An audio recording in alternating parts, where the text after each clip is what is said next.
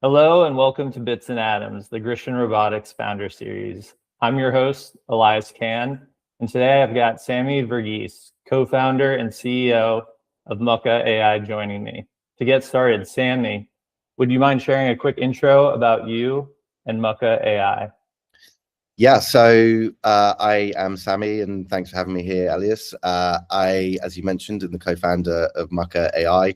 So we are the AI voice assistant for tradespeople. We save them over 2 hours a day in admin. So we automate all their invoices, quotes, payment scheduling, payment chasing, job management, etc. Amazing. Let's jump in with some questions. So to get started, what originally motivated you to become a founder? Yeah, I think so. This one's sort of deep-seated in my origin story, should I say. So my parents growing up, I had a different type of upbringing to a lot of people. So I am the son of 2 immigrant parents into the UK.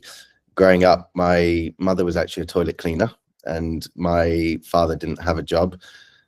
But that sort of changed in my earlier life through a lot of moving around to different places like the Middle East and different country hopping when my father eventually got a job and actually worked his way up to becoming managing director of a multi-billion-dollar conglomerate out in the Middle East.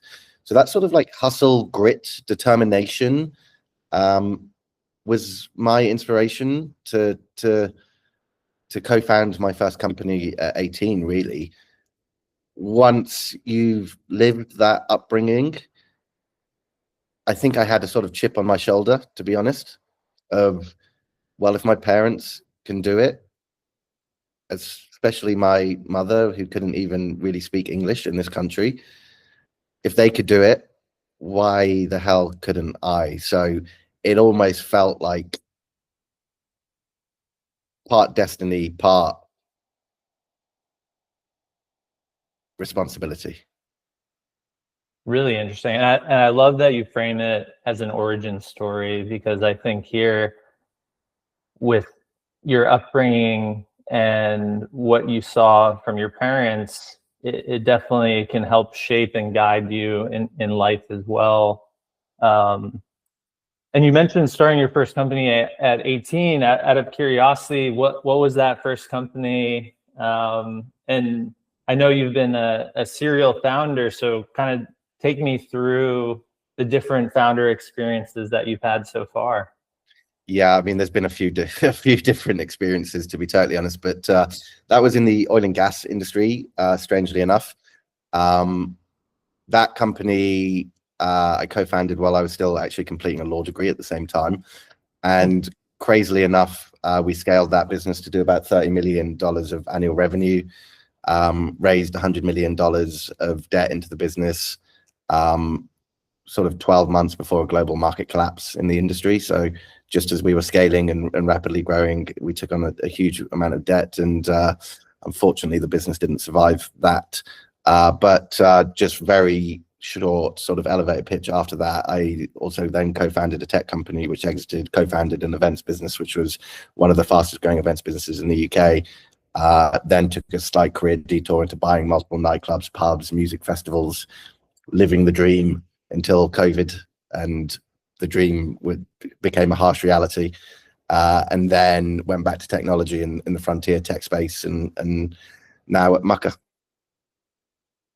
Very interesting. And yeah, oil and gas as the starting point. I mean, you don't hear too many people say that. Typically, it's like, hey, I had a online shoe reselling business, or was doing something on like my local college or university campus. But I think oil and gas as the starting point is the first time I've ever heard that, which is super interesting.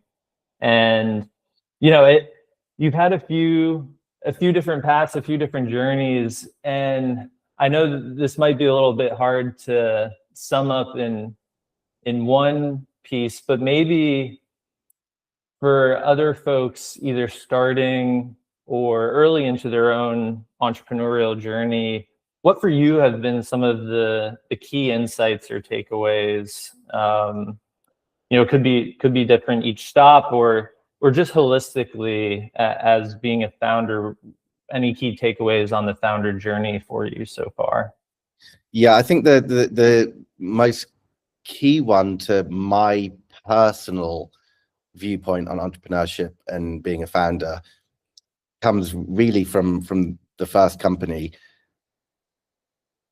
Part of me, and I think a lot of first-time founders have this, part of me had that sort of imposter syndrome, feeling like I'm just an 18, 19, 20-year-old, whatever, however old I was at the time. I can't do this, and I don't deserve to do this. I'm not smart enough, blah, blah, blah. But then flying to Nigeria, signing my first contract in Nigeria, which was worth $7 million to the company, made me realize that again, similar to my parents, if they can do it, I can do it. And hold on, if other people can do this, I can do it. It's not, there's no barrier of age. There's no barrier of experience. I think a lot of the time in VC world, and I'm not sure your thesis on this, so we may disagree, but a lot of investors, founders, people talk about pattern matching to having people with deep industry expertise, but that hasn't really been like outlier outcomes when you look at, you know, the likes of Airbnb and multiple other huge unicorns. So for me, the key takeaway was, if you believe you can do it, like really the difference between first-time founders or founders who never take the leap to become first-time founders and second-time founders and third-time founders is business is just a model. And if you can create a sufficient sustainable model within a business, then almost anyone can do it. The difference is, have you got the grit to really put yourself through the lows that will come? Yeah, absolutely. And I mean, grit, resourcefulness, you know, these are a couple of like the really key traits that we're usually looking for in founders as well. And you mentioned the pattern matching, and, you know, some investors looking for folks with deeper industry experience. I do think it's generally kind of one of those like broader consensus pieces that folks usually kind of like gravitate towards. I think to a degree, it's probably like risk mitigation in a way. Like you're already taking a very risky leap to make an investment into a company. And so to like try and change that risk profile a little bit, it usually is like, hey, if someone has experience, then at least they have maybe some good contacts or ways to get off the ground a little bit quicker. But to your point, a lot of great founders from the past like 10 to 15 years were new to the industry or had success somewhere else and came over and were able to take learnings from a different industry and apply it to the one that they're in. And so, yeah, there's probably no, the challenging thing of earliest stage investing is there's probably no perfect model for how it would work. Otherwise, I think now in AI, we'd probably have that perfect AI VC already. So yeah. So can I maybe sprinkle a little bit more dust on that point? So yeah, like pattern matching to some extent, like don't get me wrong, even in hiring for certain roles in the business, some of it is pattern matching, right? And similar to the VC world, I've never been a VC. I've been an angel, but not a VC. And pattern matching in certain scenarios makes sense. Like the pattern for me is like grit, determination, agency, resourcefulness. Pattern matching when it comes to, you know, Stanford dropout, deep industry expertise. For me, like pattern matching has been taken a little bit too far in certain scenarios. So and there's actually a really good book on this, and I'll recommend anybody watching this to read this book. It's actually called Pattern Breakers. I can't remember the author, but lays out a really good case for why outsiders in industries tend to break industries and evolve industries at a much higher rate than industry insiders who think that there's always just that's the way it's been done. So going back to what I've learned in my journey is going into an industry completely naive sometimes is super valuable, because you ask the question of why rather than trying to understand how other people have done it and then replicate it. yeah, absolutely. And we'll link that Pattern Breakers book here as well. Congrats to the author for a little free promo here. So we'll link it for folks to be able to have a look.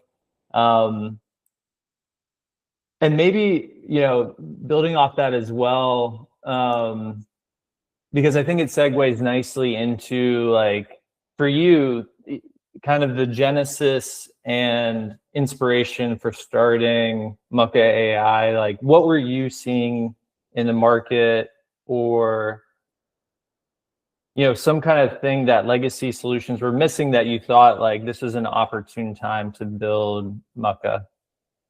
Yeah, so I have quite an extensive network of very close friends, family members, etc., who are tradespeople. Same with my co-founder Tom. Tom's actually spent a lot of time like developing properties, flipping properties, like building, construction, etc., as like a little bit of a side hustle to his other startups. And we always knew that there was a problem. And so, slight segue, we actually previously co-founded a company together. And when that company didn't work out towards the start of last year, we were sort of lost in the wilderness, asking ourselves, like, what next? And what was sort of really obvious to us and what was close to us. So we started exploring a little bit further on tradespeople, so plumbers, electricians, carpenters, etc., because of our sort of extensive network there. And what we actually realized in that industry was just almost heartbreaking, to be totally honest. Like, tradespeople spend 2, 3, sometimes 5 hours a day drowning in admin. And what's worse, nearly half, and it's relatively similar across the world, but half of the 1.1 million tradespeople in the UK alone are neurodiverse. They're dyslexic, OCD, ADHD, etc. And all these legacy SaaS tools that are apparently built to solve their problem are just clunky, confusing, overwhelming, and most importantly, manual. So imagine being dyslexic. Some of the viewers and readers here maybe, and after spending 8, 10 hours of your day on the tools fixing issues, you get back and you have to now open up a laptop and write out all your invoices, quotes, job management bits. Like, that is just purely overwhelming, which has actually led to 82% in our research of tradespeople suffering from adverse mental health issues. So when we found all of that out, we were just like, okay, come on, like, this is just the most obvious problem for us to solve. So we went all in pretty quickly on it. And to be honest, not plugging what we're doing too much, but we've got everything we've done is in a 4-month, 5-month period so far, from conception to live product to revenue generating. Amazing. And when you've been telling folks about it and starting to get some of that early traction, have you been using that positioning around, like, hey, this is even better for folks that are neurodiverse? Like, is that for you like a good kind of like entry or I don't want to say selling point, but a good conversation starter with folks that you're working with early on? Yeah, in certain cases it is. In certain cases we don't flex it too much. We just build the product with the audience in mind. How we sort of position it at the moment and almost differentiate it as well is it's really that sort of voice AI approach.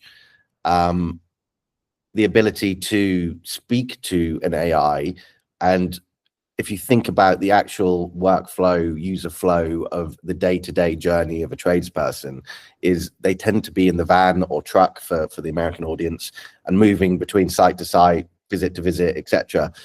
So why not use all of that redundant time to speak to Mucka and do all of your admin work and automate all your invoices, your quotes, your job management, like as I mentioned. So that's for us how we differentiate versus our legacy competitors. Our legacy competitors still require manual input. Yeah, yeah.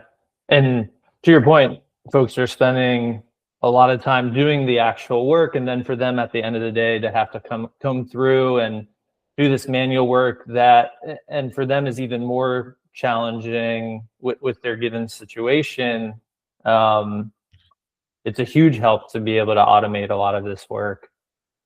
Yeah, for sure. So the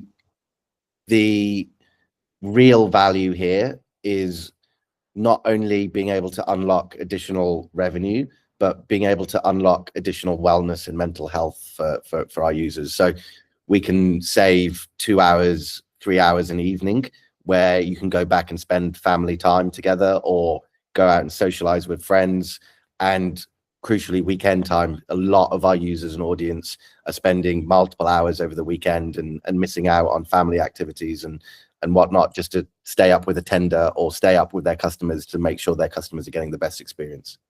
Yeah, and I think that's amazing that you're able to give them back time, and more time with family and friends is always a good selling point on the individual level, I'm sure.